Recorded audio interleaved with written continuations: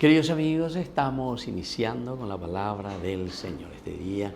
Y me imagino en este miércoles de la Semana Santa, 16 de abril.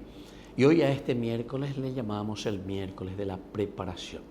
Este día, con este día, terminamos todo el camino de preparación que fuimos haciendo de la cuaresma. Este día o página entonces la cuaresma con jueves santo, viernes, sábado santo, que ya son los días del triduo pascual que explotamos con la resurrección. Pero en este día de la preparación la palabra del Señor nos anima siempre con el profeta Isaías, capítulo 50 del 4 al 9a. El mismo Señor me ha dado una lengua de discípulo para que yo sepa reconfortar al fatigado con una palabra de aliento. Cada mañana Él despierta mi oído para que yo escuche como un discípulo. El Señor abrió mi oído y yo no me resistí ni me volví atrás. Ofrecí mi espalda a los que me golpeaban y mis mejillas a los que me arrancaban la barba. No retiré mi rostro cuando me ultrajaban y escupían, pero el Señor viene en mi ayuda, por eso no quedé confundido.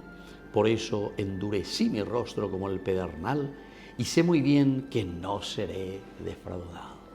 Estos 3 días, lunes, martes, miércoles, a este día o página del año de cuaresma, lleva y agendó este profeta Isaías, que quiere decir Yahvé salva, Yahvé nos salva.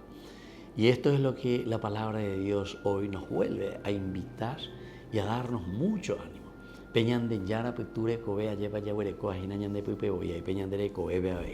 Por eso nos dice, ya el Señor nos ha dado una lengua de discípulo. El discipulado es el seguir, ser alumno, aprender, saber, conocer. Esta lengua de discípulo quiere decir que a